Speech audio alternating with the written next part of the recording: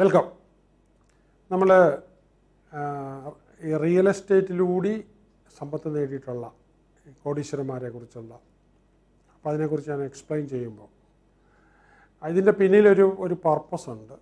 ഞാൻ കേരളത്തിൽ എനിക്ക് തോന്നുന്ന എല്ലാ സ്ഥലത്തും ഞാൻ യാത്ര ചെയ്തിട്ടുണ്ട്.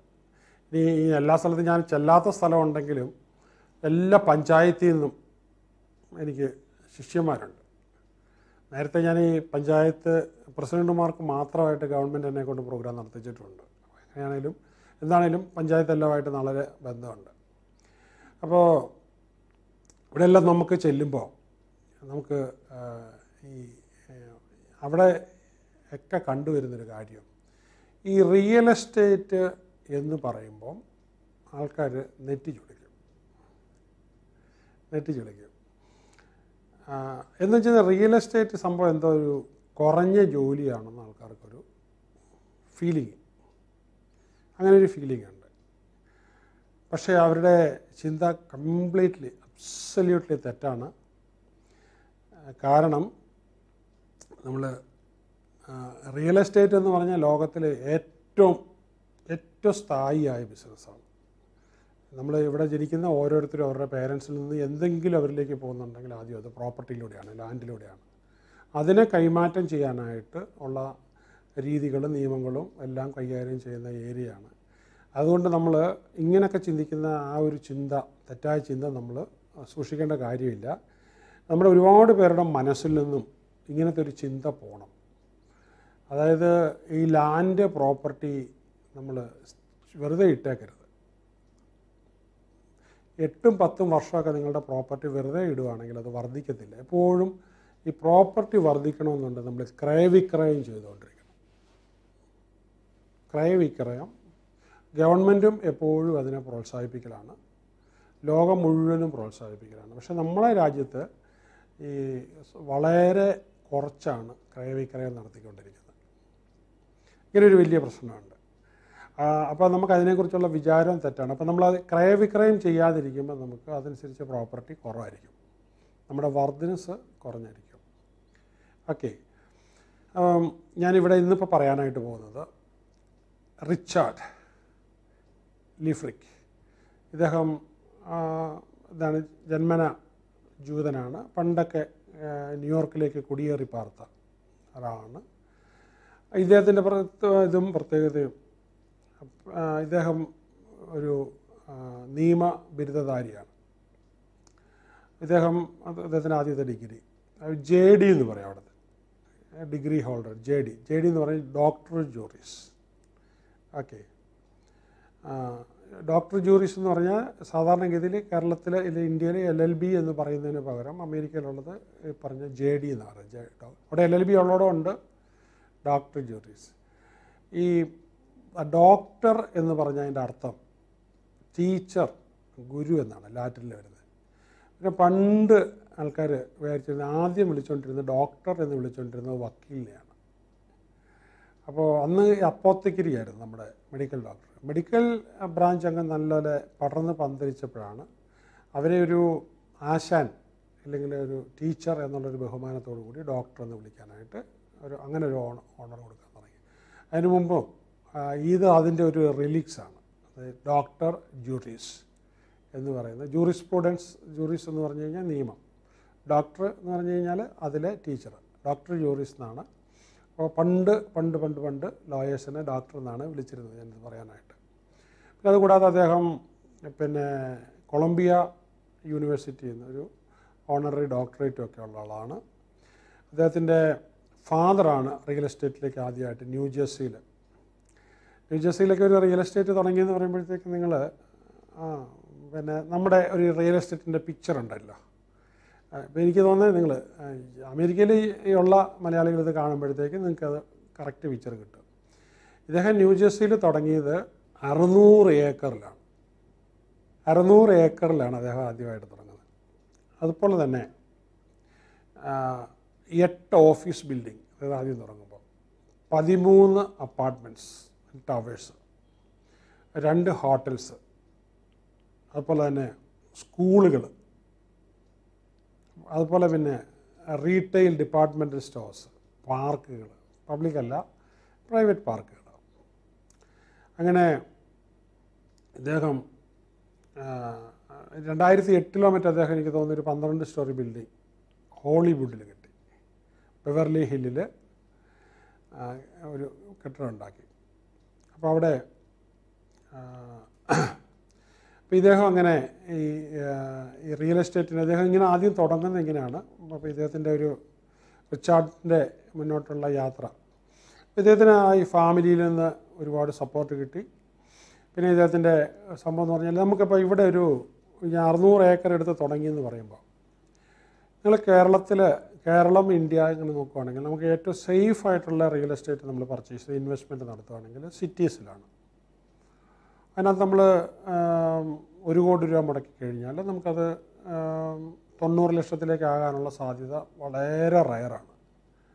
ഒരു 1000-ൽ 1 പോലും വരാൻ സാധ്യത കുറവാണ്. വളരെ നമ്മൾ മണ്ടനായിട്ട് പോയി കൈ അയച്ചിട്ട് കഴിഞ്ഞാലല്ല, നമ്മൾ പഠിച്ച് ചെയ്യേണ്ട രീതിയിൽ കറക്റ്റായിട്ട് ചെയ്ത് കഴിഞ്ഞാൽ നിങ്ങൾക്ക് സിറ്റികളിൽ കോഴിക്കോട്, കൊച്ചി, ട്രിവാൻഡ്രം ഇവിടെയൊക്കെ നിങ്ങൾ ചെയ്ത് കഴിഞ്ഞാൽ പ്രോപ്പർട്ടി വില കുറയാനുള്ള സാധ്യത വളരെ കുറവാണ്. പക്ഷേ ഇത് പ്രോപ്പർട്ടി വില കുത്തനെ കൂടാനുള്ള ചാൻസും കുറവാണ് സിറ്റികളിൽ. കാരണം അത് മച്ചുവേർഡ് ലാൻഡ് എന്ന് പറയും. അതേസമയത്ത് നമ്മളൊരു പ്രോപ്പർട്ടി വാങ്ങിച്ച പെട്ടെന്ന് വളർച്ച, നമ്മൾ 1 കോടി രൂപ മുടക്കിയത് 2 കോടി 1 വർഷം കൊണ്ടൊക്കെ ആകാനായിട്ടുള്ള സാധ്യതയുള്ളത് ഡെവലപ്പിംഗ് ഏരിയയാണ്. ചില സിറ്റിക്കൊക്കെ ആണെങ്കിൽ ചില സ്ഥലങ്ങൾ ഭയങ്കര ഡെവലപ്പിംഗ്. ഇപ്പോൾ തിരുവനന്തപുരം ആണെങ്കിൽ വിഴിഞ്ഞം, Kazhakkoottam, techno park, bypass area എല്ലാം ഭയങ്കര ഹ്യൂജായിട്ട് ഡെവലപ്പ് ചെയ്തുകൊണ്ടിരിക്കുക. അപ്പോൾ അവിടെ പ്രോപ്പർട്ടി വാങ്ങിച്ചിട്ട് അവരെ സംബന്ധിച്ചിടത്തോളം 10-12 ഇരട്ടിയാക്കി ആയ പ്രോപ്പർട്ടിയുണ്ട്. 12 അല്ല 20 ഇരട്ടി, 30 ഇരട്ടി അങ്ങനെ ആയ പ്രോപ്പർട്ടീസുണ്ട്. അതേസമയത്ത് നമുക്ക് സിറ്റിയുടെ സെക്രട്ടേറിയറ്റ് എൻ്റെ അടുത്താണ്. സെക്രട്ടേറിയറ്റിൻ്റെ അവിടെ നിന്ന് 1 കിലോമീറ്റർ ചുറ്റളവിൽ നമുക്ക് ഇന്നും പ്രോപ്പർട്ടി വാങ്ങിക്കാം.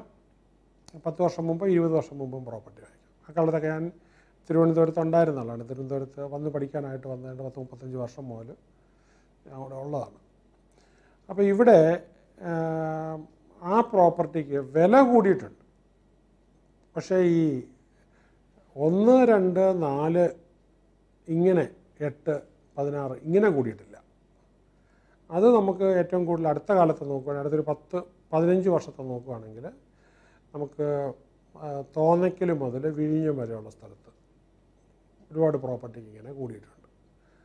പിന്നെ അത് നമ്മൾ അങ്ങനെ വാങ്ങിക്കുമ്പോഴത്തേക്കും നമ്മൾ വേറെ ഒരുപാട് നിയമം വശങ്ങളും അറിയാനുണ്ട്. നമുക്കിപ്പം CRZ അടുത്തുള്ള പ്രോപ്പർട്ടി വാങ്ങിച്ചു കഴിഞ്ഞാൽ, പിന്നെ കോസ്റ്റൽ സോണാണ് അല്ലെങ്കിൽ ഒരു നദിയുടെ സൈഡ് വാങ്ങിച്ചു കഴിഞ്ഞാൽ നമുക്ക് ബുദ്ധിമുട്ടാണ്. അത് നമുക്ക് നഷ്ടം വരും അറിയാതെ പോയി വാങ്ങിച്ചു കഴിഞ്ഞാൽ. പിന്നെ നമുക്ക് ചില സ്ഥലത്ത് നമുക്ക് പണിയാൻ പെർമിഷൻ കിട്ടാത്ത ചതുപ്പ് നിലങ്ങൾ, നമുക്ക് അങ്ങനെയുള്ള സ്ഥലങ്ങൾ, നമുക്ക് പണ്ട് നെൽകൃഷി ചെയ്തിരുന്ന സ്ഥലങ്ങൾ, ഇങ്ങനെയുള്ള സ്ഥലങ്ങളൊന്നും നമുക്ക് വാങ്ങിച്ചു കഴിഞ്ഞാൽ ഒരിക്കലും നമുക്ക് അത് വില കൂടത്തില്ല.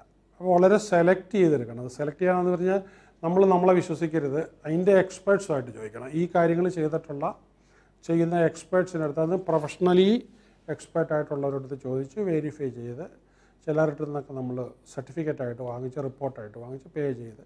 നമ്മൾ ഫ്രീ ആയിട്ടൊന്നും എടുക്കരുത്. ഫ്രീ ആയിട്ട് എടുക്കുന്നൊന്നും നമുക്ക് പ്രയോജനപ്പെടത്തില്ല. അത് പ്രത്യേകം ഞാൻ പറയുകയാണ്. അപ്പോൾ ഈ എപ്പോഴും ഇങ്ങനെ നമ്മൾ പ്രോപ്പർട്ടി എടുക്കുമ്പോൾ അതിനൊരു ഫോർമുല ഉള്ളത് 100:30:3:1. അപ്പോൾ 3:1 എന്ന് പറയുമ്പോൾ 100 പ്രോപ്പർട്ടി നമ്മൾ കൺസിഡർ ചെയ്ത് കഴിഞ്ഞാൽ നമുക്ക് പ്രയോജനമുള്ള 30 എണ്ണം മാത്രമേ നമ്മൾ കാണാൻ പോകേണ്ടതുള്ളൂ. ഈ 30 എണ്ണത്തിലേക്ക് നമ്മൾ കാണാൻ പോയി കഴിഞ്ഞാൽ അതിനകത്തുനിന്ന് 3 പ്രോപ്പർട്ടിയെ നമുക്ക് മൊത്തത്തിൽ സെലക്ട് ചെയ്യാൻ പറ്റുള്ളൂ. സെലക്ട് ചെയ്ത പ്രോപ്പർട്ടിയുടെ സാധ്യതകൾ വീണ്ടും പഠിച്ചു വരുമ്പം ഒരു പ്രോപ്പർട്ടി ആയിരിക്കും നമുക്ക് എടുക്കാൻ പറ്റിയത്. അല്ലാതെ കാണുന്ന പ്രോപ്പർട്ടിയുടെ എല്ലാം മുകളിൽ നമുക്ക് ഇത് ചെയ്യാനായിട്ട് പറ്റില്ല, സാധ്യത നോക്കാൻ പറ്റത്തില്ല. ഭയങ്കര സാധ്യത കണ്ടാൽ ആ സാധ്യതകളെല്ലാം വെച്ചുകൊണ്ട് പ്രോപ്പർട്ടി കമ്പയർ ചെയ്യാനായിട്ട് കുറച്ച് ടെക്നിക്സ് ഉണ്ട്. നമ്മളത് ഇരിക്കണം.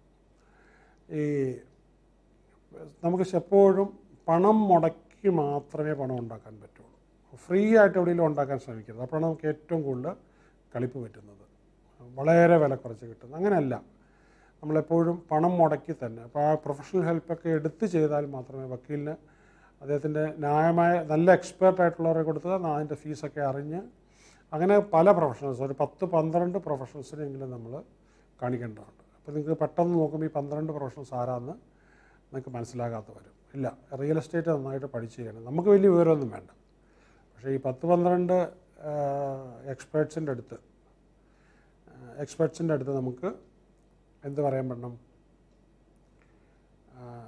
അത് കൊടുത്തു വിട്ട് അവരുടെ ചോയ്സ്, അവരിൽ നിന്ന് സാധ്യതകൾ നമുക്ക് അറിയണം. വിവരം വേണമെന്നേ ഇല്ല നമുക്ക്. എക്സാമ്പിൾ പറയുകയാണെങ്കിൽ എൻ്റെ അടുത്ത് ഒരു IPS ഓഫീസർ ഒരിക്കൽ പറഞ്ഞൊരു കാര്യമുണ്ട്. ബീഹാറിലെ ഭരണത്തിൽ ബാബറി ദേവി അവർ ലാലു പ്രസാദിനെ കഴിഞ്ഞ് നന്നായിട്ടാണ് ഭരിച്ചത്. പക്ഷേ അവർ 3ാം ക്ലാസ് വരെ പഠിച്ചിട്ടുള്ളൂ. അദ്ദേഹം പറഞ്ഞൊരു കാര്യമുണ്ട്. ലാലു പ്രസാദിൻ്റെ വീട്ടിൽ ചെന്നാൽ അപ്പോൾ ഇവർ മുഖ്യമന്ത്രിയായിട്ടിരുന്ന് ഭരിക്കുമ്പോൾ ഇവരിങ്ങനെ ഒരു കസേരയിൽ ഇങ്ങനെ കണ്ണും അടച്ച് ഇങ്ങനെ അനങ്ങിക്കൊണ്ടിരിക്കും. അപ്പോൾ അവിടെ ഒരു സീനിയർ മോസ്റ്റ് ഒരു IAS ഓഫീസർ ഇവരുമായിട്ട് ജെല്ലാകാൻ പറ്റിയ ഒരാൾ അങ്ങനെ ഇങ്ങനെ കെട്ടുകണക്കിന് ഫയലും കൊണ്ടുവന്ന് ഇങ്ങനെ ഓരോന്ന് വായിച്ച് കേൾപ്പിക്കും. ഇവർ കണ്ണും അടച്ചിരുന്നിട്ട് ഇവർ പറയും അതെടുത്തു ഇതെടുക്കണ്ട, അതങ്ങോട്ട് അയക്കണ്ട. ഇയാളുടെ കഴിവ് മുഴുവൻ, ഇങ്ങനൊരു IAS ഓഫീസറുടെ മുഴുവൻ കഴിവും 3ാം ക്ലാസ് പഠിച്ച ഒരു സ്ത്രീ ഉപയോഗിച്ചുകൊണ്ടിരിക്കുകയാണ്. പിന്നെ അവർ പഠിക്കേണ്ട കാര്യമില്ല. Okay, using others wisdom. നന്നായിട്ട് അവർ ഭരിച്ചു. അവരുടെ പാർട്ടിക്കകത്തൊക്കെ ഇവർക്കായി കൂടുതലും സ്വാധീനം. ആ ഒരു ലെവലിലേക്ക് അവർ പോയി. അവർ സെക്രട്ടേറിയറ്റിൽ മുഖ്യമന്ത്രിയുടെ ഓഫീസിലിരിക്കുമ്പോഴും അവർ ആൾക്കാരൊക്കെ അടുത്ത് ഓരോ കാര്യങ്ങളൊക്കെ ചോദിച്ച് പറയുന്ന പേപ്പേഴ്സ് വരുമ്പോൾ അവർ വായിക്കുകയല്ല ചെയ്യുന്നത്. അതിനെക്കുറിച്ച് നോട്ട് കുറിച്ച് അതിൻ്റെ സം ആൻഡ് സബ്സ്റ്റൻസ് അത്രയും വിവരമുള്ള ഒരാൾ അവരുടെ അടുത്ത് എക്സ്പ്ലെയിൻ ചെയ്ത് അത് ചെയ്തോളൂ. അത് വേണ്ട, അത് നമുക്ക് വേണ്ട, അത് പറയുന്ന ഫൈനലാണ്. പക്ഷേ ഈ ആളെ ജഡ്ജ് ചെയ്യാൻ അവർക്കറിയാം. ഇയാൾ നല്ലത് പറയാം, മോശം പറയുന്നത്, ഇയാളെ ആണ് ഇവർ ശ്രദ്ധിച്ചുകൊണ്ടിരിക്കുന്നത് എന്ന് പറഞ്ഞതുപോലെ നിങ്ങൾക്കൊരു 10-12 പ്രൊഫഷണൽസിൻ്റെ കയ്യിൽ നിന്നും നമ്മുടെ പ്രോപ്പർട്ടിയെക്കുറിച്ചെല്ലാം മനസ്സിലാക്കിയിട്ട് മാത്രമേ നമുക്ക് മുന്നോട്ട് പ്രോസസ്സ് ചെയ്യാൻ പറ്റുള്ളൂ. അപ്പോൾ നിങ്ങൾക്കൊരു ഇത് തോന്നും, ഇതെങ്ങനെയാണ് ഇങ്ങനെ ചെയ്യുന്നത്. തീർച്ചയായിട്ടും നിങ്ങളെക്കൊണ്ട് ഇതിങ്ങനെ ഈ പ്രോപ്പർട്ടിക്കകത്ത് ഭയങ്കര ഒരു പോസിറ്റീവ് സാധ്യതയുണ്ട്. നമ്മളിപ്പോൾ ഞാൻ രണ്ടാമത് പറഞ്ഞത് ഡെവലപ്പിംഗ് ലാൻഡ്. ഇത് തന്നെ കോഴിക്കോടും നമുക്ക് ഈ ഒരു ബൈപ്പാസ് വന്നപ്പോൾ, കൊച്ചിയിലും കുറേ വർഷങ്ങൾക്ക് മുമ്പ് ഈ ബൈപ്പാസ് വന്നപ്പോഴത്തേക്കും അവിടെ ഭയങ്കരമായൊരു ഗ്രോത്ത് ഉണ്ടായി. അതുകൂടാതെ ഇത് ഒരു സാധ്യതയാണ് സിറ്റിക്ക് നടുക്ക് വാങ്ങിക്കുന്നത്. ഏറ്റവും കൂടുതൽ നമുക്കിപ്പോൾ സേഫായിട്ട് ഡെവലപ്പ് ചെയ്തുകൊണ്ടിരിക്കുന്നതാണെങ്കിൽ പിന്നെ നമുക്ക് വാങ്ങിക്കാം. മൂന്നാമത്തേത് വെറുതെ കിടക്കുന്ന അകലെയുള്ള ലാൻഡ്, 100-150 ഏക്കർ. കേരളത്തിൽ അങ്ങനെ കിട്ടില്ല, പക്ഷേ നമുക്ക് മറ്റു പലയിടത്തും കിട്ടും. അങ്ങനെ നമ്മൾ പ്രോപ്പർട്ടി വാങ്ങിച്ചിട്ട് വികസനം അങ്ങോട്ട് കൊണ്ടെത്തിക്കുക. ആ സ്ഥലത്തേക്ക് നമ്മൾ വികസനം കൊണ്ടെത്തിക്കുക. അപ്പോൾ നാഷണൽ ഇൻസ്റ്റിറ്റ്യൂട്ടോ ഇൻ്റർനാഷണൽ ഇൻസ്റ്റിറ്റ്യൂട്ടോ അങ്ങനെയുള്ള സംഭവങ്ങളൊക്കെ നമ്മൾ അവിടേക്ക് കൊണ്ടുവരാൻ പറ്റുക. നേരത്തേക്കാണ് കേരളത്തിൽ ഇങ്ങനെ എൻജിനീയറിംഗ് കോളേജൊക്കെ കൊണ്ടുവരാൻ. അങ്ങനെ എന്തെങ്കിലുമൊക്കെ സാധനം നമുക്ക് കൊണ്ടുവരാനായിട്ട് നമ്മളെക്കൊണ്ട് പറ്റുക. ആ പ്രദേശത്തെ സ്ഥലത്തിൻ്റെ വില മുഴുവനും ചിലപ്പോൾ 10-20 ഇരട്ടി ചിലപ്പോൾ കൂടാനുള്ള സാധ്യത ഉണ്ട്. ഇനി വേറെ ഒരുപാട് മെത്തേഡുകളുണ്ട്. പക്ഷേ ഇതൊക്കെ നല്ല വളരെ ജെനുവിൻ രീതികളാണ്. ഓക്കെ, അപ്പോൾ നമ്മുടെ കയ്യിലുള്ളത് വളരെ ചുരുങ്ങിയ പൈസയാണെങ്കിൽ 10-20 പവൻ ഗോൾഡ് വിറ്റ പൈസയും കോപ്പറേറ്റീവ് സൊസൈറ്റിയിൽ നിന്ന് ലോൺ എടുത്ത പൈസയും എല്ലാം കൂടെയൊക്കെ ആണെങ്കിലും നമുക്ക് വിജയിക്കാനായിട്ടുള്ള ഒരുപാട് സാധ്യത. അത് വെച്ചിട്ട് പോലും നമുക്ക് റിയൽ എസ്റ്റേറ്റ് ചെയ്യാവുന്നത്. നമ്മൾ ഒരിക്കലും നോ എന്ന് പറയുന്ന വാക്ക് നമ്മൾ സ്വീകരിക്കരുത്. Don't take no for an answer. നമ്മൾ സ്വീകരിക്കരുത്. നമ്മളത് സ്വീകരിക്കാൻ തയ്യാറല്ല. We are not prepared for that. അങ്ങനെ വരുമ്പം അപ്പോൾ ഒരു സ്ഥലത്ത് നമുക്ക് സ്ഥലമില്ലേ? ഇല്ല. അന്വേഷണം കണ്ടിന്യൂ ചെയ്തുകൊണ്ടിരിക്കണം.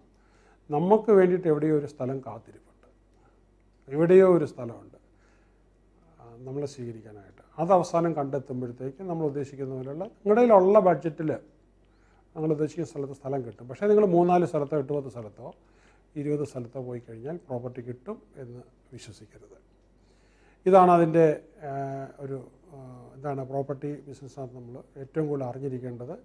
അപ്പോൾ ഇങ്ങനെ നിങ്ങൾ ചെറിയ നിക്ഷേപത്തിലൂടെ, വളരെ കുഞ്ഞു നിക്ഷേപത്തിലൂടെ നമുക്ക് അതൊരു എന്താണ് ഒരു അസറ്റായിട്ട് മാറ്റാനായിട്ട്. മറ്റെല്ലാം വേണം, ഞാൻ പറയുന്ന പോസ്റ്റ് ഓഫ് സേവിങ്സും ഇൻഷുറൻസും എല്ലാം വേണം. പക്ഷേ ഇതും നമുക്കൊരു നല്ല, അതിലൂടെയൊക്കെയാണ് ഇവരൊക്കെ ഈ പറഞ്ഞ് മുന്നേ കയറിയിട്ടുള്ളത്. അതിലേറ്റവും വലിയ നേട്ടങ്ങൾ ഉണ്ടാക്കിയിട്ടുള്ളവരെക്കുറിച്ച് പറയുന്നത്. നമുക്ക് എല്ലാവരെക്കുറിച്ചും പറയാൻ സമയം കിട്ടില്ലല്ലോ. ഓക്കെ, അപ്പോൾ നിങ്ങൾക്ക് ഈ നേട്ടങ്ങളെല്ലാം ഉണ്ടാക്കാൻ കഴിയട്ടെ. All the best.